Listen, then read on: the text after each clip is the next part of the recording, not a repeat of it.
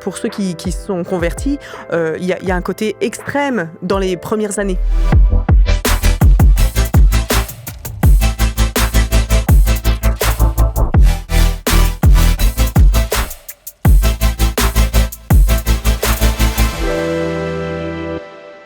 Salut les amis, c'est un plaisir de vous retrouver pour ce moment de dialogue avec notre invité du mois de la rue du Sel, Anne-Clémence Rouffet, bienvenue. Merci de me recevoir encore. Ouais, c'est trop cool. Et en plus, je sais que l'exercice va te plaire aujourd'hui puisque notre objectif aujourd'hui c'est de parler de toi. Et comme on t'explique très égocentrique. Oui, t'as raison. Hein. C'est ça, et de découvrir un petit peu, puisque souvent dans la rue du Sel, on est focus sur des projets, on parle de solidarité, on parle, pour toi on a parlé beaucoup de projets artistiques, etc. Ouais. Et souvent on est un peu frustrés parce que nous-mêmes on était frustrés, on n'avait pas le temps un petit peu de découvrir les gens, ou plutôt nous on avait découvert les gens avec plein de moments off, et on n'avait pas réussi à montrer ça à l'audience, et on s'est dit il faut absolument qu'on ait des temps où on peut se connecter, on peut se rencontrer, et c'est un peu l'objectif de tout ça. Chouette. Jean-Phi, oui, toujours bonjour. Fidèle au poste. Toujours fidèle au poste et bien content d'être là. Yes. Et tu noteras, Anne-Clémence, que il a fait l'effort d'employer un terme québécois sur l'audience. Sur l'audience, on dit ça? L'audience. L'audience. On dit ça? Moi, je ne sais plus, là. Moi, on pourrait faire ça. C'est une émission avec l'accent québécois du début à la fin. Ouais, moi, je serais pas capable, mais Anne-Clémence, elle est compliquée, là. Ouais. Ça prend du temps. Bon, écoutez, j'aime tellement. Ouais, c'est pas mal. C'est vrai. Mais moi j'adore faire l'accent québécois. Par contre, naturellement, je sais pas pourquoi j'arrive pas à m'en sortir. Au bout d'une minute, il glisse vers une sorte d'accent africain un petit peu. et là, je me dis que c'est un peu limite, ça serait pas apprécié et tout ça. Et à sa juste valeur. Je suis triste parce que moi j'aime trop rigoler avec les accents et voilà. J'ai quelque chose à proposer. Et si on invitait Seb et Jimmy d'Héritage, et là on aurait l'accent sur toute l'émission sans avoir à faire la caricature. Par contre, il faudrait peut-être de la traduction, quoi. C'est ça. Non, pas avec eux, ils ont l'habitude de s'adresser aux Français. Puisqu'on commence cette émission avec un truc qui a un petit peu rien à voir, et peut-être qu'on t'a fait le coup, toi, au Québec, et moi, celui qui m'a fait le coup, justement, c'est Sébastien Desmarais, donc Héritage, où un jour, il me dit... C'est ça, c'est vrai que son accent à couper au couteau, tu sais, québécois. Il me dit, souvent vous dites-vous, que c'est nous qui avons l'accent bizarre. Mais nous, on trouve que c'est vous qui avez l'accent bizarre. Non, c'est toi. Je te le dis, là. C'était toi, là. C'est ça, je te le confirme. J'aime trop comme tu fais. Ouais, c'est bien maîtrisé. Mais je le fais bien pour les Français, mais pour les Québécois, non, je passe pas. Ils sentent que t'es pas... Ouais. Et d'ailleurs, un jour, il y a une dame. Ça m'avait fait rire. Parce que, tu sais, nous, on s'amuse à faire l'accent. Fait que là, je parlerais de même avec vous, là, puis ça me dérangerait pas vraiment. Puis, tu sais, elle vient vers moi, là, de même, puis elle se met en face de moi, puis elle commence à me dire « Bonjour, Anne-Clémence, comment vas-tu? » En fait, elle a imité l'accent français. Ah oui. Donc, elle est québécoise, et là, je me suis dit « Ah, c'est ça que ça fait, en fait. » Ah ouais, donc c'est désagréable. C'est assez désagréable, ouais. Quelqu'un qui imite ton accent, juste pour sympathiser, parce que la réalité, c'est pour sympathiser, ou c'est voilà, quoi. Et du coup, c'était drôle. Et mais tu l'avais vraiment chopé un petit peu cet accent quand tu étais pendant 5 ans là-bas? Oui, quand même. Quand même, mais c'est les expressions, je te dirais. Ouais. Et les intonations qui montent et qui descendent, ouais. Alors, on enregistre ce podcast en Alsace, et hier, je suis allé au resto, et j'ai eu la mauvaise idée de faire l'accent alsacien au serveur, et c'est marrant, il a pas aimé mon humour. C'est bizarre. Hein. Je l'ai senti, il a fait l'effort de dire mais j'ai senti que non. Il a raison dans ça. Mais t'avais raison, en fait, c'est par... moi, je l'ai pas fait pour me moquer de lui. Non, je me suis dit, un peu instinctivement, voilà, je sais pas. Ouais, non. Je suis rentré en contact, mais au sens physique du terme. Et cet homme m'a marqué. Voilà, c'est ça. Alors, pour ceux qui ont loupé l'émission La Rue du Sel, où tu étais notre invitée, Anne-Clémence, et qui, du coup, peut-être te situe pas encore, tu fais du violoncelle, tu es une musicienne pro, tu fais du violoncelle, t'accompagnes de très nombreux artistes, notamment des louangeurs, mais pas que, tu bosses aussi dans un cadre de musique classique. Musique classique classique. Et effectivement, tu composes aussi des différents morceaux. Donc ça, c'est les compositions de ton cru, à la fois l'écriture, à la fois effectivement la musique, puisque non seulement tu fais du violoncelle, t'es connu pour ça, et tu accompagnes beaucoup de gens aussi grâce à ça. Et c'est un instrument qui est tellement magnifique, qui apporte tellement de choses. Je crois que c'était Dan Mitten l'autre fois qui disait un artiste qui dit il faudra qu'on l'ait tout le temps avec nous. Hein. Et c'est vrai que ça, en live, ça apporte tellement de trucs sur ce violoncelle, c'est tellement puissant comme instrument. Et donc tu as ton violoncelle et tu chantes aussi. Voilà. Donc ça, c'est pour ceux qui voudront découvrir sur le plan artistique, avec tes compositions. Là, on met à nouveau tous les liens dans la description de cette vidéo. Donc tous les curieux comme moi qui aiment pas se casser la tête, là ça va être simple. on vous met tout ça en description, et donc vous cliquez, et si vous êtes d'accord, vous nous dites dans les commentaires de cette vidéo ou directement sur tes réseaux à toi, Anne-Clémence, vous nous dites ce que vous en pensez et comment vous vivez tout ça. En tout cas, vraiment, ceux qui cherchent l'originalité du frais, vous allez être servis. On l'a dit un peu en filigrane, enfin on comprend bien que tu t'adaptes bien en fonction de la musique que tu accompagnes, puisqu'on a dit que tu accompagnais Antidote, Dena et Moana, Dan Luten et d'autres. Mais c'est vrai que c'est flagrant. Moi, je t'ai vu à un concert d'Antidote. J'aurais pas juré que tu serais au concert d'Antidote quand je t'ai vu au concert de Dan Luten, parce que c'est des univers tellement différents, et tu arrives à te fondre dans la masse. Ouais, c'est pas très bien. Maintenant que je le dis, ça fait un peu t'es neutre, quoi. Non, pas du tout. Au contraire, tu t'appropries bien l'univers musical. Est-ce que tu travailles ça en particulier, ou t'as plus de mal en particulier avec certains artistes? Comment c'est Je pense que je prends un malin plaisir à faire en sorte d'être capable de jouer tous les styles. Comme l'accent. Ouais, en fait, je pense que c'est ça, vraiment. Je pense que j'ai cette capacité d'adaptation qui fait que, et bon, de base, je kiffe la musique. Donc, c'est-à-dire que n'importe quelle musique va me faire kiffer. Mais c'est vrai que plus j'avance et plus je cherche à être pertinente dans ma façon de jouer, dans ma façon d'improviser, en gardant mon identité, parce que tu vas reconnaître que c'est moi qui joue. Mais ouais, je m'adapte. Et puis en fait, la réalité, c'est que c'est ça le métier. C'est que en fait, si je joue pour des gens, il faut qu'ils soient contents. Tu vois ce que je veux dire? C'est aussi simple que ça, quoi. Donc oui, c'est le boulot de s'adapter aussi, tu vois. Une question qui montre que je suis pas du tout du métier, et que je peux, une question de naïf. Est-ce que tu accompagnes, sans citer de nom évidemment, des musiciens? Est-ce que tu dis oui à tous les projets? Est-ce qu'il y a des musiciens où c'est vraiment pas ton kiff et que tu vas dire oui, parce qu'il faut bien manger à la fin du mois? Oui. Ouais, ça m'est déjà arrivé. Alors, il s'appelle Jean. Philippe. Non, je rigole. Non, mais en fait, oui, bien sûr, en fait. C'est qu'on fait des projets, pour manger, effectivement. Je pense que je veille quand même à ce qu'il y ait quand même un minimum d'intérêt. Mais ça m'est arrivé, là, récemment, qu'une personne me demande. Et j'écoute ce que la personne a fait, et franchement, ça me plaît vraiment pas. Ça me plaît pas, quoi. Mais c'est une question de goût musical, ou c'est amateur? Non, la personne, elle a des skills, voilà, mais c'est juste pas mon style, quoi. Okay. C'est pas mon style, mais la réalité, c'est que c'est du boulot, c'est du boulot, et j'ai beaucoup fonctionné comme ça, quoi. Donc, surtout au début. Maintenant, je deviens un peu plus exigeante. S'il y a un projet que j'aime pas, je le fais pas. Mais c'est rare, parce que après, les gens, ils me contactent... Mais ou les gens qui payent pas, en fait. C'est un truc tout bête, hein, désolé, mais je me souviendrai d'une personne qui m'a approchée, puis... si elle était venue 10 ans plus tôt, ça serait passé. Mais là, et elle m'a dit, voilà, je t'envoie ma compo, est-ce que tu pourrais mettre du violoncelle dessus et tout ça? Et j'ai dit, ok, super, c'est quoi ton budget? Truc comme ça. Ah, mais en fait, j'avais... voilà, pas loin, quoi. Et donc, je lui ai simplement expliqué. Je lui ai dit, écoute, ça c'est mon métier, c'est ce qui me permet de vivre. Donc, si je prends du temps pour enregistrer sur ta chanson, voilà, quoi, ça chiffre, quoi. Donc, oui, bien sûr, ça m'arrive. Et mais, enfin, bref, voilà. Ouais, non, mais on sent que le sujet est brûlant, c'est bien. Ouais. Alors, mais parce que celui-là, l'autre fois. Alors lui, je te le dis. C'est-à-dire, dans notre métier, on connaît bien ça, hein, ce côté. Vous nous animez le machin. Oui, bien sûr, c'est mon loisir favori. Ouais. Non, on l'a fait, pareil, parce que tu commences quand à te chercher, et donc tu commences à faire des choses forcément. C'est ça. Mais après, tu en vis, donc tu peux pas tout faire. C'est vrai que dans l'église, on trouve quand même beaucoup de bons musiciens. Ouais.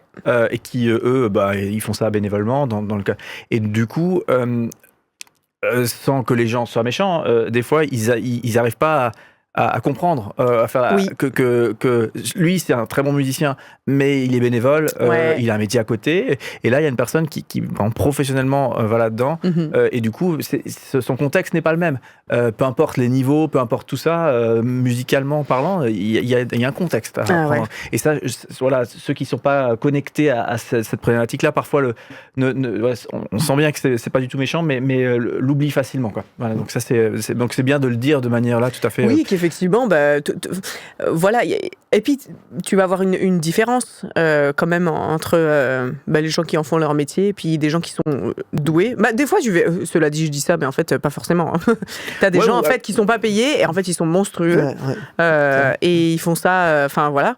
Et puis t'en as d'autres qui sont payés et puis on se demande pourquoi ils le sont. Non. Donc, oui, alors ça, j'ai un petit côté cash, je me soigne, mais non, mais très bien. Je trouve ce qui est difficile quand tu es musicienne intervenante comme ça, donc là, on parle vraiment de la facette, pas tes compositions, on pourra les aborder tout à l'heure, mais vraiment, quand toi, tu interviens sur le projet de quelqu'un d'autre, je trouve, c'est un peu fou le travail que tu te fais, parce que d'un seul coup, je sais pas, il y a 15 morceaux pour un concert, imaginons, et toi, c'est pas tes compos, donc t'as pas l'habitude de les jouer, ces morceaux. Il faut que tu t'appropries tout le répertoire de la personne avant de pouvoir te retrouver sur scène avec elle, quoi. C'est un boulot de dingue, en fait. Oui, c'est un gros boulot. Ouais. C'est un gros boulot parce que là j'ai héritage en tête. Quand ils m'ont appelé pour jouer du violoncelle et faire back vocal. Tu nous le faire gratuitement? Alors ça va pas être eux qui vont dire ça. Non, mais ouais. C'est pour ça que je me suis permis de faire la blague. Ouais. Mais non, pour le coup, ça c'était. Je pense que c'était une des premières tournées où j'ai le plus bossé pour Héritage. Parce que effectivement, alors je connais le répertoire parce que ce sont des cantiques, bien sûr, mais il y a une différence entre connaître un peu le répertoire et connaître les chansons et les arrangements sur le bout des doigts pour être capable de ah ouais, non, c'est un travail, c'est des heures et des heures de travail parce que il faut. Et puis là, je faisais aussi en même temps back vocal, donc je choriste derrière. Sur certains endroits et violoncelle. Donc en plus je me mets double charge parce que la réalité c'est qu'il n'y en a pas beaucoup qui font voix et violoncelle, mais moi à chaque fois je me dis c'est chouette et tout, et puis après je suis là punaise, pourquoi j'ai accepté. Le violoncelle acheté, la voix offerte. Ouais, c'est un peu ça, quoi. Sur ton site, tu sais, avec un truc flash. Promo du jour. Mais c'était pour t'as joué pour des albums studio d'Héritage? Non, j'ai fait la tournée. La première fois où j'ai travaillé avec eux, c'était la tournée d'Héritage 4. Donc c'est juste avant que je parte au Québec. Là c'était la première fois. Il m'envoie un mail, Sébastien, puis il me dit écoute, là, je sais pas si tu te souviens de moi, lol. Mais on a collaboré ensemble sur l'album de Dan et tout ça, parce que j'avais joué sur l'album de Dan. Et donc c'est de fil en aiguille. Voilà, j'ai une tournée qui arrive. Est-ce que tu serais disponible? Voilà, je sais que tu chantes aussi, donc est-ce que tu pourrais faire voilà. Ça s'est fait comme ça. Gros coup de cœur sur cet album, j'encourage à écouter. Héritage 4, il est incroyable. Les paroles, elles te transpercent, et la musique, la musique, les arrangements. Moi, ça me... j'ai des frissons partout, quoi. Ouais. Moi, mais de toute façon, je suis fan d'Héritage, quoi. C'est juste que je le dis pas trop à Seb. Que je suis fan de lui. Et Jimmy, les deux. Parce qu'à cause des risques de grosses têtes, parce qu'on les connaît bien aussi. Non, parce que c'est sûr qu'après ça, ils se sentiront ça va monter, quoi. Ça va monter fort, quoi. Mais ça, moi, je trouve que... Parce que pour les avoir... on les a côtoyés dans le cadre notamment du festival à Strasbourg, qui était connecté au CEL, donc le lien est tout trouvé. Et Seb, on le savait, très très sympathique et tout ça, mais super pro, super carré, tout ça. Enfin bref, Seb, Demeret, Héritage, voilà. Et Jimmy Lahaye, moi je le connaissais un peu moins, parce que le dialogue que j'avais eu, c'était pas avec lui. Et ce monsieur, donc déjà, quand toi tu fais un peu de guitare, c'est mon cas. T'as envie d'arrêter la guitare après avoir entendu le gars jouer, quoi, parce qu'il joue tellement bien. Voilà, mais non, à la fois c'est inspirant, à la fois c'est énervant. Et le gars après t'as envie de partir en vacances direct avec lui. Direct. Oui, là, c'est incroyable. Il est extraordinaire. Et puis après, quand tu sais que c'est le gc'est le gars qui va faire les tournées de Lara Fabian, tout ça. Ouais. Là, en ce moment, ils sont. Voilà, et donc tu dis, bon, bah, ok. C'est ça les artistes si c'est ça les artistes chrétiens, bah, la bonne heure. Je dis oui. Et alors il voit un nombre incroyable de monde, il se rappelle de ton prénom, il se rappelle de ton contexte, il te pose des questions sur ta vie. Oui. Il a un côté il y en a pas beaucoup des comme lui, hein. La réalité c'est ça, il est vraiment particulier, Jimmy. Je pense qu'il a un cœur d'une simplicité, un cœur pour les gens, il s'intéresse aux gens, pour avoir fait plein de concerts avec lui, parce qu'il est arrivé à NV Worship aussi, quand on a créé le groupe et tout ça, il était dedans, donc on a énormément joué ensemble. Mais ce gars, c'est une perle, quoi. Mais de grande valeur, vraiment. Et il impressionne tout le monde pour ça, en fait. Parce que non seulement, c'est une brute, mais il n'y a pas que ça. C'est que le mec, et en plus, alors il te raconte les histoires, mais les plus drôles du monde, en fait, ce mec. C'est que il t'embarque, il te raconte, là, mais on dirait un conteur professionnel, tellement il t'embarque dans ces histoires complètement folles. Et après, avec une chute qui est complètement stupide, mais après, tout le monde est mort de rire. Ah ouais, moi, j'ai des images, là, de résidence, où on passait du temps ensemble avec tout le monde, et puis il raconte ces histoires, mais c'est juste incroyable, quoi. Alors, donc il est incroyable, ce mec. Ce qui est génial, c'est qu'on a l'occasion de dire à ceux qui nous regardent là, si vous regardez le podcast au moment où il sort, dans 10 jours, dans 10-11 jours, ils ont une mini tournée, et puis donc là, il faut aller sur leur site. 26 octobre, hein, c'est ça. Peut-être même sur notre site, je ne sais pas, mais stelfrance.org, de toute façon, allez-y, ça vous fera pas de mal. Et puis le 26 octobre, ils sont à Monsvillers-les-Savernes. Monsvillers-les-Savernes et sa chocolaterie avec MMK et puis Antidote. Ouais. Voilà. Donc vous pouvez aller les voir en chair et en os. Et franchement, profitez-en, quoi. C'est C'est tellement doux quand ils chantent, Seb. C'est réconfortant. Trop bien. Ça donne envie de mettre on devrait faire ça, mettre une sorte de blind test, ou faire écouter de la musique en même temps. Ça sera pour les prochains. Bon concept. On garde ça sous le coude. Trop bien. Tu vois, c'était pas du tout prévu de partir là-dessus pour démarrer, mais c'est pas grave, c'est très bien. À la bonne heure. Une séquence qu'on a toujours en principe pour démarrer ce podcast, mais là pour le coup on n'est plus au démarrage, mais c'est pas grave. On parle de la graine de la solidarité, un peu, je sais. Quand est-ce que tu t'es senti empathique, quand tu t'es senti vraiment connecté à l'autre, un peu ces premiers moments où t'as manifesté de la solidarité, qu'est-ce que tu vois? Est-ce que tu arrives à identifier ce moment-là de manière générale dans ma vie? Dans ta vie, c'est ça. Et ça peut être très divers comme réponse. On a des réponses très diverses. Moi, je pense que la première fois où... alors, je vais être sur un sujet donné. C'est quand on va à l'école du dimanche, quand on est petit, et qu'on parle de la mission. Et qu'on parle effectivement de ces enfants qui ont besoin de notre aide pour survivre, en fait. Et je pense que c'est là où j'ai été touchée. Et pour moi, j'ai le visage de ces enfants qui me revient là, même en ce moment. Tu sais, t'as toujours des images sur porte ouverte ou peu importe tous les fascicules qu'on avait et tout ça. Et puis, je pense que c'est à ce moment-là que j'ai commencé à éprouver cette espèce de chose qui me dit mais faut faire quelque chose. Enfin, je veux dire, c'est pas possible. Faut faire quelque chose. Voilà, mais j'étais petite. C'est bien, c'est un petit encouragement au passage pour les moniteurs d'école du dimanche. Vous faites naître ça aussi. Exactement. Oui, tu fais naître quelque chose. T'es pas seul dans ce monde. Et si tu as cette capacité d'être, ce privilège d'avoir un toit, d'avoir de l'eau courante, des choses comme ça, la réalité c'est que en fait tu fais partie d'une partie très réduite de la population qui est super riche et qui peut aider, en fait. Donc effectivement, c'est ça le message. Ça m'a marqué, Trop bien. Deuxième séquence, Anne-Clémence, on t'aime. C'est ça la séquence. Beau. Ouais, je sais, on s'est surpassé. J'ai peur que tu dises moi aussi. Lego. C'est ça, les fameux Lego. Les fameux Lego. Jean-Philippe, c'est sa spécialité de réussir à exprimer ce qu'on...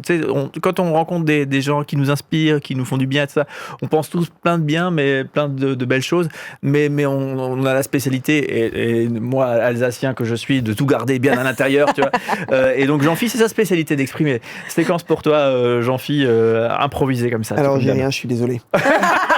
Pourtant j'ai cherché pendant du temps, je vous le dis, mais... Alors, pour ceux qui auront vu l'épisode avec toi, avec La Rue du Sel, je pense que ça crève les yeux.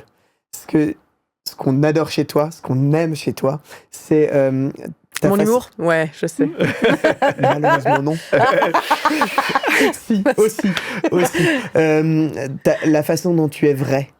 Vrai et simple, vraiment cette simplicité où tu dis mais purée, c'est ma meilleure amie depuis mon enfance. Non, tu viens de la rencontrer.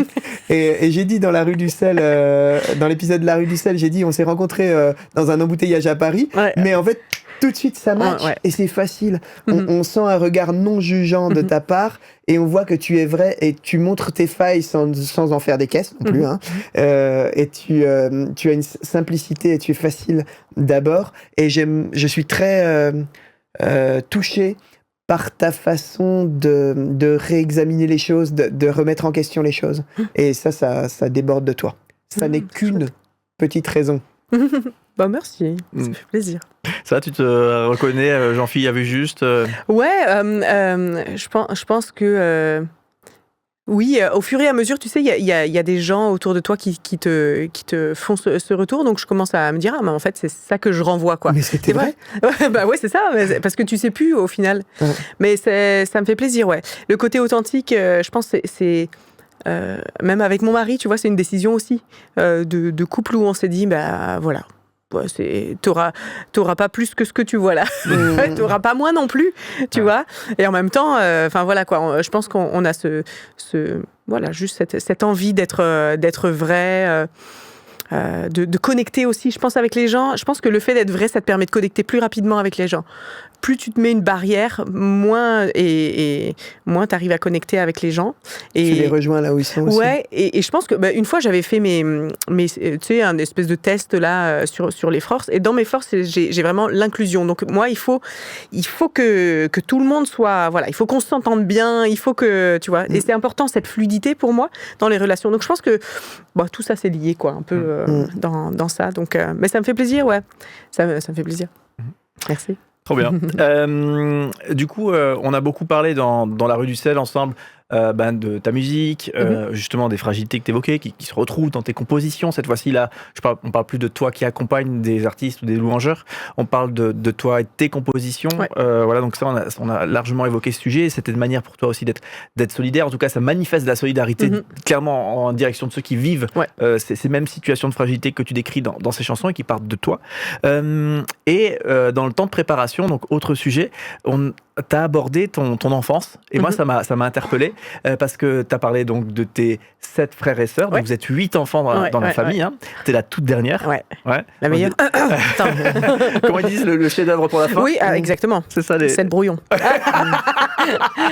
On sent que c'est la vanne qui a déjà tourné. Ouais, c'est clair. Et tu disais aussi, pour décrire ton contexte d'enfance, que tes parents, ils avaient... Toi, t'as grandi dans l'église, ils étaient déjà croyants au moment où t'es né, mais que eux ont vécu la transition. C'est-à-dire qu'ils n'étaient pas croyants et ils sont devenus croyants et la foi avait énormément d'importance dans leur existence, dans leur existence. Effectivement. Et que pour toi, du coup, ça avait des conséquences aussi, pas forcément négatives, hein, mais que c'était sur leur vie. Oui, effectivement. Ils ont eu un shift, je dirais, dans leur vie. Alors, ils n'étaient pas non-croyants, ils étaient catholiques, donc ils étaient croyants. Ils avaient une foi et en fait, ils se sont convertis. Donc, ma mère, premièrement, s'est convertie et ensuite mon père s'est converti. Donc la conversion de passer de catholique à protestant et donc protestant évangélique, c'est un sacré pas, effectivement. Surtout à l'époque, peut-être aujourd'hui. Voilà. Aujourd'hui, ça fait ça fait pas grand-chose, mais à l'époque, oui, effectivement, hein, il y a eu pas mal de beaucoup, ils se sont fait. En tout cas, il y a eu beaucoup de répercussions quand même. Voilà. Et des répercussions aussi sur leur façon de vivre. Donc du jour au lendemain, il y a certaines choses qu'ils ont arrêtées. Donc ils sont voilà, il y avait moins de loisirs, je dirais, j'ai l'impression. Ça fait pas rêver, hein. Non, ça fait pas rêver au début. Tu vas dans la joie de Christ, tu ne t'amuses plus. Il y avait un petit peu ce côté-là, un petit peu oui, ou juste un peu de, je sais pas comment te dire, de sainteté, pas d'austérité, de sainteté entre guillemets, voilà, ou peut-être mal interprété aussi. Et puis souvent, c'est ça, hein, pour ceux qui se sont convertis, il y a un côté extrême dans les premières années. Parce que le changement est tellement énorme quand tu rencontres Jésus. Parce que c'est vrai, ça bouleverse ta vie que du coup, peut-être tu interprètes mal aussi les choses qu'il faut faire ou ne pas faire, jusqu'à ce qu'on comprenne qu'en fait, Jésus marche avec nous. Enfin, voilà quoi. Il y a quelque chose de plus simple dans la vie chrétienne que ce qu'on veut le croire, quoi. Et donc du coup, effectivement, ça a changé leur façon de vivre. Voilà, mes parents sont des gens qui ont servi l'Église avec un grand E, et donc qui la servent toujours d'ailleurs. Et puis ce sont des exemples là-dedans. Et donc ils ont changé leurs habitudes. Ce qui fait que, par exemple, clairement, la conséquence, c'est que moi, j'ai grandi en écoutant que de la musique chrétienne, protestante, évangélique. Et pourtant, t'aimes la musique. Et oui. Voilà. Mais du coup, américaine, pas française. Hein. C'est vrai, c'était des... c'était que américain. Voilà. C'est mauvais ce que les chansons qui tournaient, c'était quoi, les artistes qui tournaient? Alors, moi, je pense que j'ai grandi avec Hillsong, j'ai grandi avec Stephen Curtis Chapman, j'ai grandi avec Sandy Patty, j'ai grandi avec Sarah Groves, Nicole Northman, avec Plus One, avec Delirious, Planet Shakers, avec qui est-ce qu'on a aussi, Ginny Owens. Alors ça, Ginny Owens, elle était incroyable. Elle l'est toujours d'ailleurs. Tous ces artistes que pas grand monde ne connaît, voilà. Mais qui en fait, qui moi ont marqué, et au point que c'est ce dont on parlait, que Delirious, quand j'ai découvert ça, moi je n'écoutais que ça, hein. Donc quand j'ai écouté U2 pour la première fois, Une copie Delirious. Exactement, dans ma tête, ils ont copié sur Delirious, quoi, mais je comprends pas et tout. Et en fait, j'ai découvert tout un monde de la musique, mais je me refusais à écouter ça. Je pense qu'il y avait un côté mauvaise interprétation de la sainteté aussi, de mise à part, voilà quoi. Ok. C'est Delirious. C'est sûr que Delirious se sont musicalement largement inspirés de l'univers U2. Ouais. Voilà. Après, c'est pas un problème. Pas que. Mais effectivement, il y a des ponts. Ils ont plagié d'autres gens. Mais ils s'en cachent pas. Martin Smith, il s'en est jamais caché. D'ailleurs, le chanteur de Delirious, pour ceux qui connaissent, il a toujours dit que U2 c'est un groupe qui l'inspirait et voilà, qui s'inscrivait dans le prolongement de leur style, quoi. Donc c'est pas un problème en fait. C'est ça qui est... Et moi j'ai une anecdote là-dessus, parce que Delirious, moi j'ai fait pas mal de concerts, et l'un des plus beaux concerts que j'ai fait, et milieu chrétien, pas milieu chrétien confondu, c'était un concert de Delirious où le public, et on était 5000, je pense, c'était en Allemagne, le public chantait le refrain d'une des chansons, je sais plus quelle chanson, History Maker peut-être, je sais plus, le refrain en boucle, et les gars ils étaient sur scène, et ça s'arrêtait pas, mais pendant 5 minutes, 10 minutes, ça s'arrêtait pas.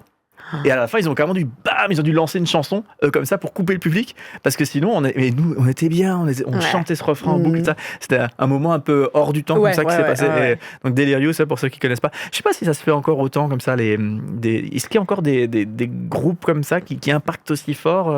Je sais pas, peut-être que c'est moi qui connais moins. Dans le monde chrétien? Ouais. Ah ouais. Mais en fait, si tu veux, on observe vraiment un développement du monde monde musical chrétien et qui va maintenant un peu dans tous les styles et avec plusieurs formations, plusieurs sets et trucs comme ça.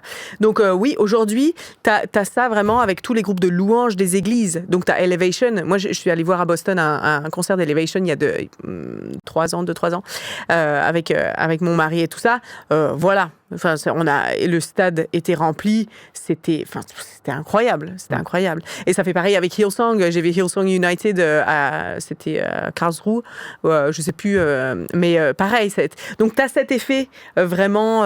Mais c'est plus dans le truc worship. Donc, je te dirais, le feeling n'est pas exactement pareil que pour un concert de Delirious qui était un petit peu moins worship, tu vois, c'était axé un petit peu plus, je te dirais, un petit peu plus de créativité, je dirais.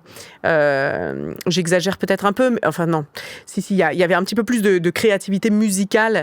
Le worship, ça vient un peu englober, rassembler tout le monde dans quelque chose de simple, mais on adore Dieu. Et tout ce qui est créatif un peu plus, on sort un peu du worship. Et puis, donc des groupes comme, il y a Planet Shakers qui sont comme ça, ils arrivent au Jesus Festival d'ailleurs. J'avais envie de te poser cette question piège exprès, mais est-ce que tu étais au Jesus Festival cet été ? Ouais, j'étais, Et comment t'as trouvé le concert ? Planet Shaker, c'est une valeur sûre. Ouais, c'est quand même assez incroyable. Oh, ouais. C'était le dernier concert de la journée et ça a envoyé du steak, quoi. Après, on était crevés. Mais... J'en reviens à... Parce que c'est vachement intéressant et on sent que t'es très proche de tes parents aujourd'hui, toujours et encore, depuis toujours. Là, vous avez une belle famille. Moi, je connais un de tes frangins, ça. Mais je trouvais que c'était intéressant ton regard chrétienne de deuxième génération, je sais pas s'il faut dire comme ça, mais j'ai déjà entendu ça. Et ce truc de en regardant ton enfance, tu t'es dit ouais, mes parents c'est super beau leur engagement, etc. Mais toi quand même ta sensation de c'était un peu strict, il y avait des trucs comme ça que peut-être que tu reproduis pas toi avec tes propres enfants. Ouais. Oui, effectivement. Mais comme je disais pour l'autre émission la dernière fois, c'est qu'effectivement, il y a ce côté, on est toujours en réaction à quelque chose. Donc oui, je vais essayer de ne pas reproduire ce qui m'a marqué le plus de manière négative.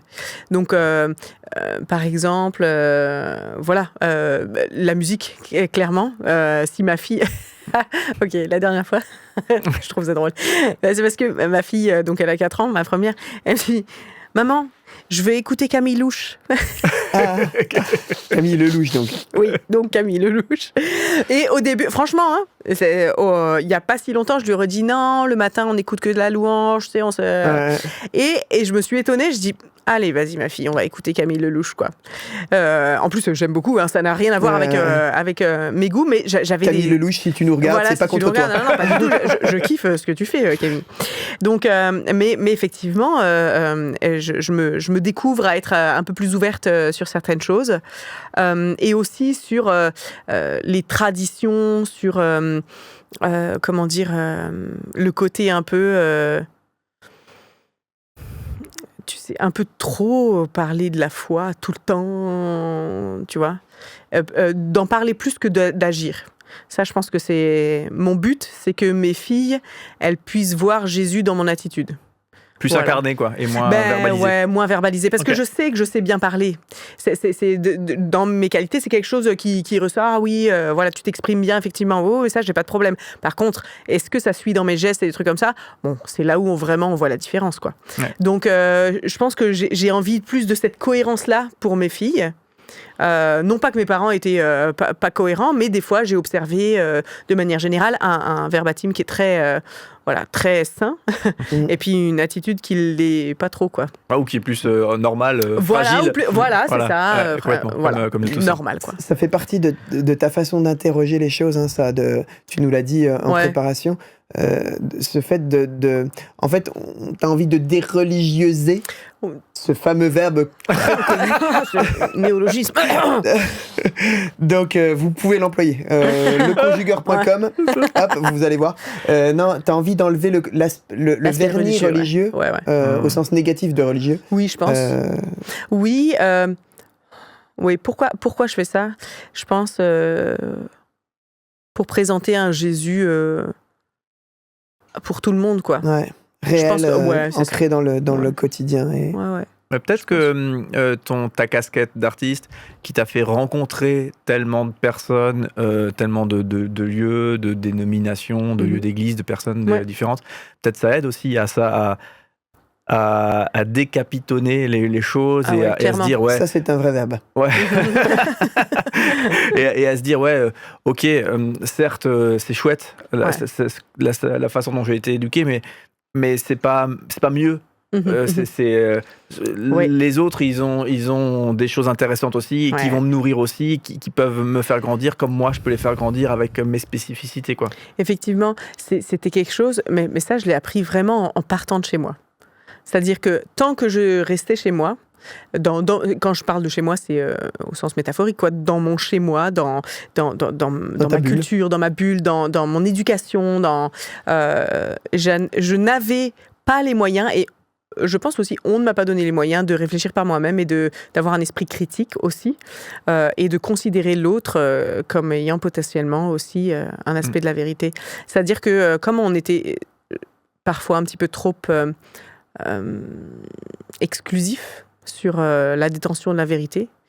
Et je pense qu'on s'est fermé les portes sur des richesses incroyables. Et effectivement, le fait de faire des concerts partout, en fait, dans des gymnases, dans des églises catholiques, et de discuter avec les gens dans des festivals catholiques, dans des camps catholiques ou avec des gens qui ne sont pas du tout croyants ou des choses comme ça. Mais en fait, voilà quoi, bienvenue dans la vie quoi. Et j'ai l'impression de découvrir la vie depuis, ça fait, j'ai 35 ans, ça fait 10 ans à peu près que je découvre la vraie vie quoi. Sujet de bac, est-ce que notre rubrique sujet de bac, vous avez 3 heures. Les réseaux sont pas une nouvelle façon de s'enfermer dans des bulles? Comment ça? Tu vas sur YouTube et comme par hasard, toutes les vidéos qu'on te propose te plaisent. Ou alors tu te dis quoi ? L'algorithme pense que ça peut me plaire, quelle horreur ! Oui, alors effectivement, je pense qu'on est dans une... de toute façon, tout peut être utile comme tout peut être dangereux.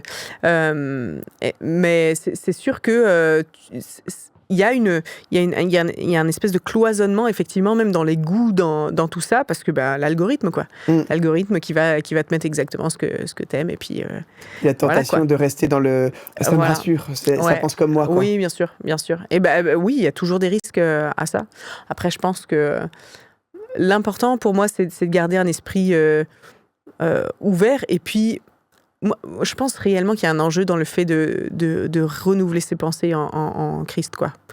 Ça, je pense que ça va être le gros enjeu des chrétiens de la prochaine génération. C'est garde tes pensées en Christ, quoi. Sois renouvelé dans ton intelligence, parce que l'intelligence, elle grandit. L'intelligence au sens actuel 2024, elle grandit et ça, c'est incroyable, quoi. Mais l'intelligence spirituelle est vraiment là, faut vraiment être renouvelé, quoi, pour pas rester enfermé justement là-dedans. Pour moi, ça va être un des gros défis, quoi. C'est là-dedans que ça va se passer, dans la tête, quoi. Les pensées, tout ça. Ouais, moi je trouve, parce que certes l'algorithme te propose des contenus en cohérence avec ce que tu as déjà aimé, mais en vrai, pour tous les curieux, pour tous ceux qui chercheront des lieux de savoir, de différence, c'est quand même aujourd'hui un bac à sable magnifique quoi, voilà, c'est Denisa qui partageait ça, de leur percussionniste ou leur bassiste, je sais pas, qui s'est entièrement formé sur internet via des vidéos YouTube et des tutos YouTube. Donc voilà, pour quand même dire, certes, on peut se faire piéger, mais fondamentalement, c'est quand même des lieux de liberté et de savoir. C'est le truc, c'était aussi de souligner, parce que on voit cet enfermement, cette tentation d'enfermement en milieu chrétien. Peut être, si on n'en parle pas, peut être aussi une tentation de allez, on regarde que des contenus chrétiens, puis que en plus ceux qui vont dans mon obédience. Donc j'aime bien le verbaliser aussi, de dire que ça te pousse à ça quand même. Donc bien sûr, il y a des tas de gens qui vont aller voir. J'ai même un copain qui s'amuse à regarder les contenus sur lesquels il ne cliquerait pas sur des sujets, pas n'importe quoi, mais exprès pour voir comment ça lui... pour voir s'il se fait quand même un petit peu titiller en se disant « Ah, est-ce que ce que tu penses est juste ?» Effectivement, je pense que là, il y a deux démarches. Il y a l'information qui vient vers toi et l'information que tu vas chercher. Donc, tu as ce côté bac à sable. Mais effectivement, quand tu es en mode scroll, quand tu scrolles, c'est là où je pense que c'est le défi de filtrer, quoi. Après... Ouais, en tout cas, je pense qu'il y a des défis partout et puis il faut savoir bien utiliser les outils. Voilà, comme d'habitude, quoi. Ouais, oui, c'est toujours la même chose. C'est toujours la même chose. C'est ça. C'est toujours la même chose. Il faut se méfier du scroll aussi parce que c'est un coup à se faire piéger un peu. Ne m'en parlez pas. C'est ça. Là aussi, tu as été très transparent, très, très authentique, très juste. Je trouvais aussi, quand on échangeait là-dessus, sur ta vie d'église, tu avais un peu ce côté l'église, je l'aime de tout mon cœur. Et en même temps, l'église, je sais pas, parfois, ma connexion à l'église était remise presque en question, etc. C'est un peu ce truc, cette tension, quoi. Ouais. Oui, parce qu'il y a toujours la tension, tu sais, entre l'image que tu projettes de l'église, la réalité et ce que tu vis dans l'église. Tu sais, c'est comme s'il y a plusieurs choses qui se mettent ensemble là et qui créent une espèce de la vie, quoi, la vie avec l'église, la connexion avec l'église. Et c'est en même temps la chose la plus incroyable. En fait, c'est comme l'humain. Enfin, je veux dire, l'humain est aussi incroyable qu'il est pas incroyable du tout. Voilà, il est tout et son contraire, quoi. Et pour moi, l'église, c'est pareil. C'est-à-dire que, bien sûr, tu peux... pour l'église, c'est fou. C'est vraiment le moyen le plus fou que Dieu ait utilisé pour confondre ce monde. Hein. C'est complètement fou, le principe d'une église sous forme de corps, où chacun a sa place, où chacun est utile, où il n'y a aucun... voilà. Et en même temps, donc, t'as cette image, t'as cet idéal décrit dans la Bible, ce corps vraiment uni, où, voilà, et la réalité, où on vit chaque dimanche, où c'est pas... voilà, c'est un corps, mais punaise, imparfait, quoi. Hein. Et donc, je pense que... dont je fais... Enfin, je juge pas, hein, je me mets dedans. Hein. Ouais. C'est pas du tout... On s'y met aussi, t'inquiète. Moi, je vous y mets tous les deux. Hop, je vous mets dans un sac et je ferme. Allez. Je sors de... Non, mais je pense que voilà, c'est la beauté de l'Église et c'est la beauté de la grâce. Toujours, on en revient toujours à ça, hein, de la grâce scandaleuse de Jésus-Christ, quoi, qui nous propose un modèle parfait. Toujours ce vase parfait avec des gens, parfait par le trésor qui l'habite, quoi, et entouré avec des vases complètement brisés, quoi. Donc c'est ça en fait qui me marque le plus dans l'Église, c'est à quel point Jésus il utilise que des bras cassés, quoi. En fait, l'humanité, c'est-à-dire, parce que l'Église, c'est quoi la différence entre l'Église et l'humanité ? C'est juste, tu crois en Jésus, quoi. Ouais. On est presque beau que ensemble. Ouais. Ouais, oui, mais punaise, ça crée beaucoup de travail. Pas évident. Ça génère beaucoup de travail. Évident. Mais tout autant que ça génère énormément de joie, la communauté, c'est quelque chose de fort. Je veux dire, on se rend compte que tu vas dans n'importe quel endroit dans le monde, tu vas retrouver une communauté, quoi. Enfin, et tu vas te faire accueillir, et tu vas être accepté, et tu vas être... peu importe les endroits où je suis allée, j'ai toujours trouvé une communauté accueillante, quoi. J'ai jamais eu de problème d'intégration grâce à l'église avec un grand E. Je parle vraiment pas du bâtiment, quoi. Parce que c'est un truc de fou. L'église, c'est un truc de fou. C'est un truc de fou. C'est rempli de... Oh là là, mais tout... Enfin oui, ça défie l'entendement pour moi de ce monde, quoi, qui veut cloisonner tout. Ouais, c'est vrai. Souvent, je donne cet exemple, moi, parce que c'est aussi un lieu qu'on n'a pas assez aujourd'hui tu parlais de bulles, etc. On a souvent du mal à rentrer en connexion avec des gens qui nous ressemblent pas. On est bloqué sans le vouloir dans des bulles sociales, etc. On va pas faire de la sociologie, mais quand même, c'est un peu l'idée. Et moi, je comparais l'église au club de foot. Je ne sais pas si la comparaison est bonne, mais sur ce volet-là, en tout cas, l'église, ce volet-là ressemble au club de foot parce que tu rencontres des gens d'horizons très, très différents, de cultures très différentes, d'arrière-plans très différents. Et ça fait beaucoup de bien aussi. Et là, en l'occurrence, de vivre sa foi ensemble, c'est assez magnifique, quoi. Je ne sais pas comment vous avez vécu la période peut-être post-Covid ou alors période Covid. mais chez moi, c'est venu interroger, mais qu'est-ce que je vais faire à l'église tous les dimanches? Est-ce que vraiment c'est si utile que ça? Et finalement, le premier truc, je vais choquer nos spectateurs là. Non, le premier truc qui m'a raccroché, c'est de me dire, j'ai peut-être pas toujours d'intérêt personnel à y aller. Par contre, mais est-ce que moi je peux pas apporter aussi et pas être tout le temps dans ce finalement j'ai YouTube, c'est bon, voilà. Ouais, mais comment tu vas tendre la main vers l'autre? Comment tu vas apprendre de l'autre qui te ressemble pas du tout si toi tu te déplaces pas pour y aller? Ouais, non, c'est intéressant. Je trouve que la période Covid, elle a remis des choses en place chez beaucoup de personnes. Dans cette période-là, moi, c'était une période assez particulière puisque donc je venais juste d'accoucher. Donc déjà, premier enfant. C'est pas évident d'avoir un premier enfant.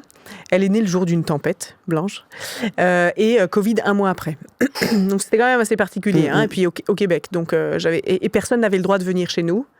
Donc pour moi, cette période Covid, ça a été on est allé servir pour que les gens puissent avoir l'église. Donc c'était le moment où Nouvelle Vie ont commencé à aller à enregistrer pour être le dimanche, pour que les gens aient dans leur salon l'église, quoi, pour que ça continue malgré tout. Donc je pense que de faire cette démarche-là, d'aller servir pour que les gens aient tout ça, ça m'a aidé à traverser la période. Mais c'est maintenant, tu vois. Ça fait combien de temps maintenant le Covid? 2020, ça fait 4 ans. Ouais, 4 ans. Presque 5 ans. L'âge de ma fille, ouais. Donc maintenant que c'est passé, c'est maintenant que je me pose des questions, vraiment, sur l'Église. Parce qu'on rencontre plein de gens qui ont quitté l'église, qui ont fait des groupes de maison, voilà, des formes différentes. Et moi, maintenant, je me pose des questions vraiment sur la pertinence des églises, les grosses églises, l'hyper-organisation, l'hyper-logistique de l'église. Ouais, je me pose pas mal de questions. Et puis, et souvent, les musiciens, ils ont besoin de cette hyper... Parce qu'ils ont besoin de la grosse sono, ils ont besoin de la vidéo, des mix, son et compagnie. Alors, oui, si tu veux, il y a on est tiraillé. On est tiraillé entre le fait d'avoir besoin de trucs de qualité, mais en fait, c'est sans fin cette avidité de qualité pour un artiste. C'est-à-dire que ça sera jamais assez bien. Il y aura toujours... Et c'est là où tu te rends compte qu'il y a un problème quand tu cherches trop de qualité à l'église. Donc, suivez-moi bien, c'est qu'en fait, la réalité, c'est que on est censé pouvoir adorer Jésus de manière simple, avec quelqu'un qui a une guitare ou un piano. Ou un violoncelle. Ou un violoncelle. Au hasard. Et qui nous emmène au pied de Jésus. Ouais. Et il y a ce côté où je me dis, punaise, mais la réalité, c'est que est-ce que là, je suis capable, quand c'est pas ouf, de continuer à louer mon Jésus, quoi. Ouais, s'il y a une coupure de courant, est-ce que j'arrive encore à animer la louange? Ouais. C'est très intéressant que ça vienne de toi. Parce que quand t'es pas toi-même musicien... Enfin, moi, je suis un petit musicien d'église, mais je suis pas musicien au sens où c'est pas ma fibre. Ouais. Et je trouve que c'est intéressant d'entendre quelqu'un qui dit, qui a des qualités de musicien, qui dit l'ultra recherche d'ultra qualité, finalement, c'est un problème aussi. Ça peut être une forme d'idolâtrie aussi, peut-être. Pas peut-être, mais bien sûr que oui. Puisque en fait, le cœur de l'homme est idolâtre. Hein. On cherche à idolâtrer. Si tu places pas Jésus en premier, tu vas idolâtrer quelque chose. Et même quand tu places Jésus en premier, il reste des trucs de toute façon. Donc, mais oui, la recherche de qualité te dévie clairement de est-ce que les gens, ils ont rencontré Jésus ou pas. Tu vois, est-ce que des fois je suis complètement happée par ce que je dois faire musicalement et que j'arrive. Mais oui, bien sûr. Donc, c'est pour ça que je me pose des questions. Je me dis, mais je crois que j'ai besoin je pense que j'ai besoin de retrouver Jésus dans quelque chose d'un peu plus simple, des fois. Et j'apprécie... Mais je me pose même les questions pour les gros concerts, là. Tous les festivals, tous les trucs comme ça. C'est super, mais... Quel est le sens? Où est-ce qu'on cherche? Ouais. Mais je trouve que c'est sain, une génération il ne s'agit pas de détruire. Il s'agit de questionner, voilà, et de sans cesse se connecter aux directions qui nous arrivent et au sens des choses et connecter à ces directions. Et moi, je trouve que c'est très simple. En fait, il faut pas avoir peur de questionner, mais toujours dans une dynamique constructive. C'est ça. Et tu vois, il y a des artistes qui ont compris ça. Il y a Jimmy Needham, il a écrit une chanson qui s'appelle Clear the Stage. Cette chanson, elle est juste incroyable, quoi. C'est éteins toutes les lumières, arrête tout, tu peux chanter comme tu veux. You sing all you want to. Et tu peux chanter comme tu veux, mais tu peux toujours te planter parce que la louange, c'est plus qu'une chanson, en fait. Et il y a lui, il y a Matt Redman avec... c'est lui, Je reviens au cœur de la louange. Non, je suis pas sûr. C'est qui ça? Attends. Non, Matt Redman, c'est Blessed Be Your Name. Ouais, c'est ça. Alors, c'est quelqu'un. qui Moi, je l'ai découvert, je sais que c'est pas lui. Hein. Calmez-vous. Heart of Worship. Moi, je l'ai découvert avec Michael Smith, mais je sais que c'est pas lui, c'est bon. Stephen Curry. Non. C'est en anglais. Non, c'est en anglais. It's all about you, Jesus. I'm sorry, Lord, for the things. Delirious. Martin Smith. Ok. Je pense que c'est lui, ouais. I'm sorry, Lord, for the things I've made. En tout cas.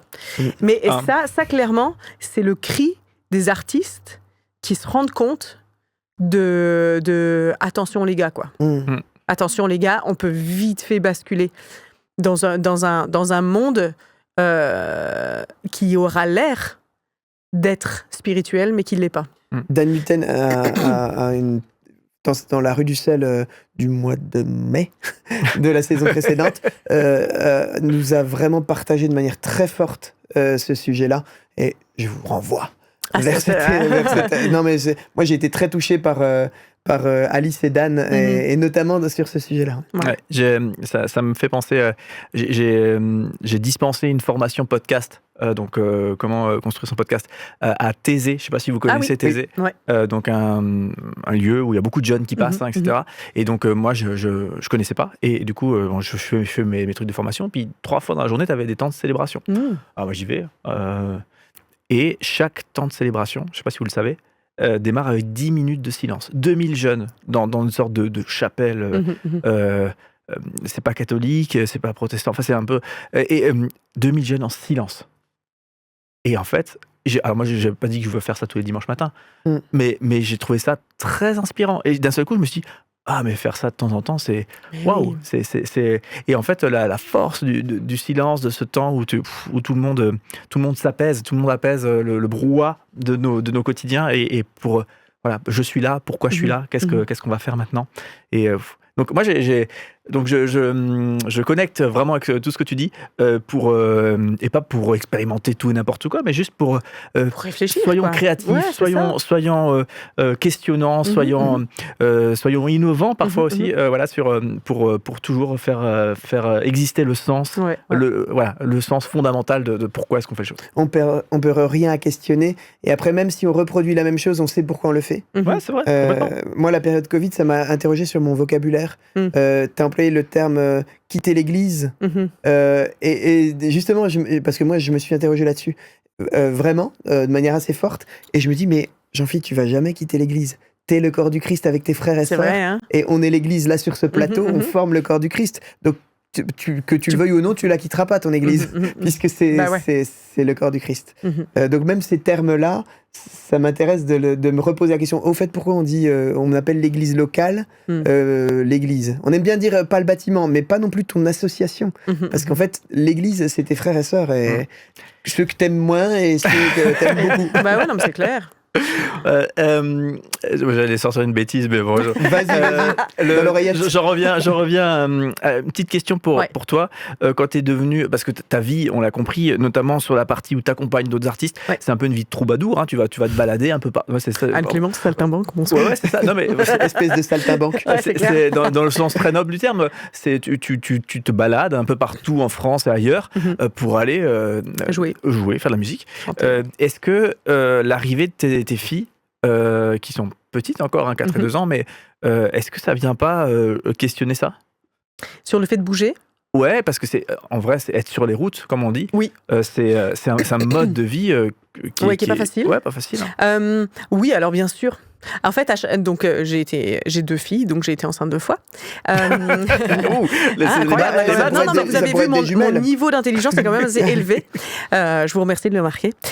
Non, mais en fait, chaque arrivée d'un enfant m'a fait poser beaucoup de questions.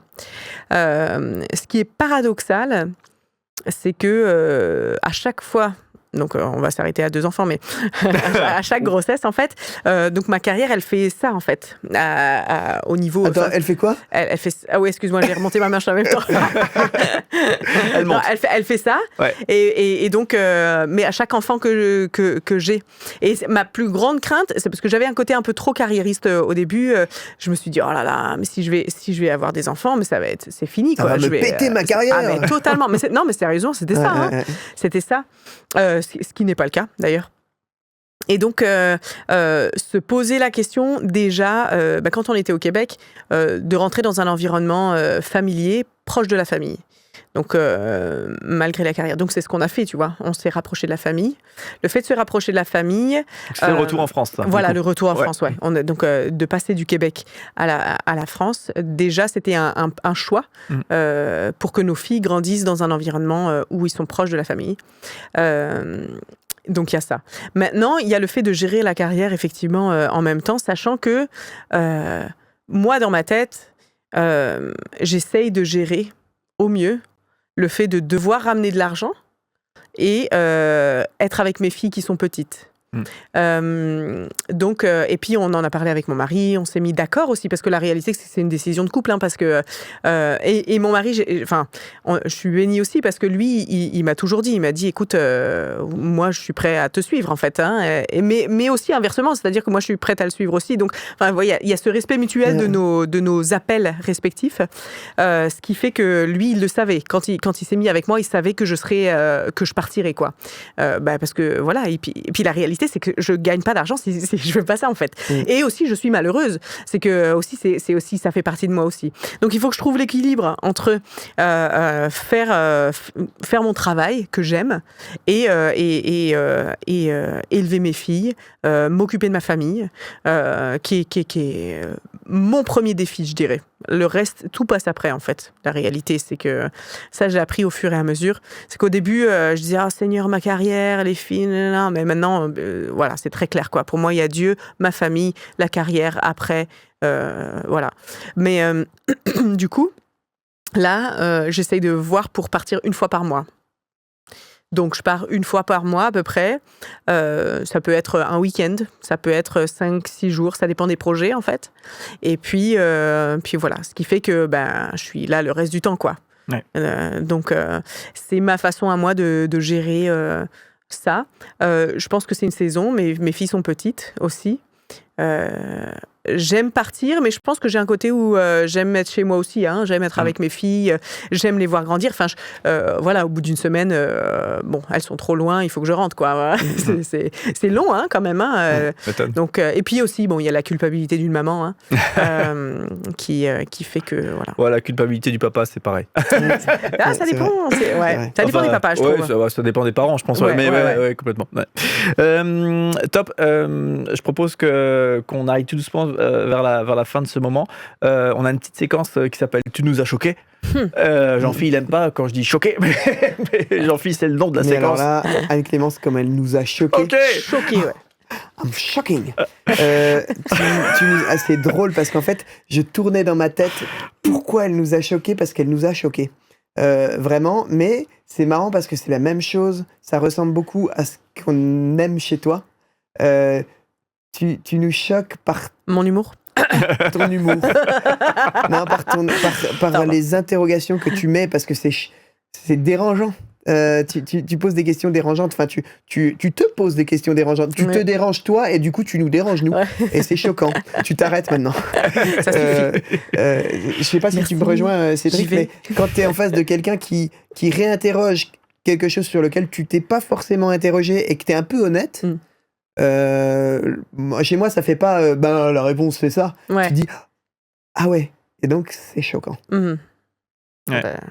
Mais personnellement moi j'aime être bousculé. J'ai appris à aimer être bousculé, et dans le bon sens du terme, hein. Je suis toujours pas bousculé, détruit. bousculé grandit. Et donc, j'apprécie. Mais je suis d'accord avec ta remarque. Je suis seul sur ce plateau. Oui, toi, hein. Ça, on a fait. T'es pas beaucoup choqué, ça va? Non.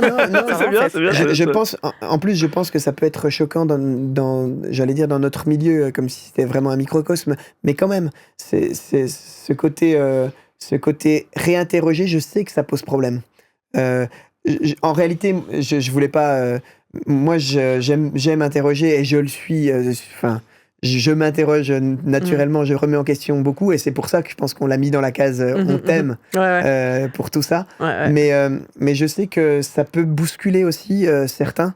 Et moi, personnellement, j'ai appris à faire gaffe à qui je disais comment je m'interroge. Parce que je sais que chez certaines personnes, ça peut être tellement bousculant que ça peut se faire refermer.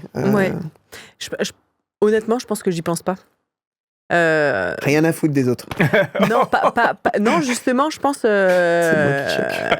Je pense que c'est ça. Non, mais en fait, c'est ça. Hein, rien à foutre des autres, en fait. Non, mais je pense beau. Que quand c'est comme ça, ouais, t'as vu, hein. Quel amour émission pour sur la les solidarité, gens, les amis. Voilà quoi. Mais non, je pense que c'est. En fait, pour moi, ça me paraît plus important de questionner et de. En fait, c'est ça. J'ai découvert parce que je me questionne. Enfin, si vous saviez à quel point je me questionnais pas. C'est pour ça en fait je pense que je détestais la première fois que je suis venue en Alsace je me suis fait questionner mais j'ai haï ça c'est pour vous dire à quel point j'avais des œillères, j'étais hermétique dans ma façon de penser c'était comme ça, c'était pas autrement, pourquoi tu me dirais autrement, mais j'étais cloisonnée mais enfermée quoi. Et donc, j'ai détesté qu'on vienne me questionner parce que j'étais là, mais pourquoi tu dis ça, c'est pas vrai, alors que j'avais pas d'argument en face. C'est pas vrai, mais c'est totalement sur la défensive. Et en fait, c'est juste que je me suis rendu compte que plus tu te cloisonnes, plus tu te fais mal en fait à toi-même. C'est super. Et donc, il y a ce désir juste aussi d'être plus simple quoi. Voilà, je pense que j'ai ce désir d'être plus simple. Et en questionnant, je trouve que tu deviens plus simple parce que tu te rends compte que ce que tu penses, c'est pas forcément vrai. Et comme c'est parce que je viens d'un arrière-plan où je réfléchissais pas que maintenant je me dis oulala, il faut qu'on apprenne à s'entrechoquer justement les uns les autres dans nos façons de penser. Il faut qu'on apprenne ça parce que la réalité, c'est que sinon tu vas défoncer les autres en pensant que tu as raison. Mais non, pas forcément. Et même tout ce que je dis, tu prends ce que tu veux et tu laisses ce que tu veux, quoi. Parce que j'ai pas la science infuse et j'ai pas la vérité, quoi. Il y a Jésus qui est la vérité, c'est déjà bien, quoi. Donc, ouais.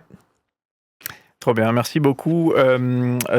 Bilan de ce moment, comment t'as bien vécu le truc Ouais, je pense que j'ai pas l'habitude qu'on parle autant de moi comme ça, comme quoi l'ego, ça fait du bien. Non, non, mais en fait, je pense que vos questions, ça vient me faire réfléchir encore plus, quoi. Et je kiffe ça, en fait. Je kiffe réfléchir. J'aime arriver sur des sujets un peu gênants aussi et discuter là-dessus. Je pense que on pourrait parler des heures, quoi, là-dessus, quoi. Donc non, moi, je trouve ça trop chouette, vraiment de partager ça.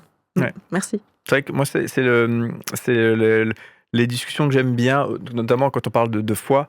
C'est les discussions où tu sais, j'avais jamais vu le truc comme ça. C'est genre le texte biblique, puis d'un seul coup, quelqu'un te dit « Ah, mais si on considère ça comme ça, avec tel contexte... » En fait, ce texte pourrait dire ça. Je crois que c'est quelqu'un du CEL qui m'a fait ce coup-là la dernière fois en me parlant du bon samaritain et à quel point nous, on se voit totalement comme le gars, le bon samaritain, mais peut-être que nous, on est le gars blessé.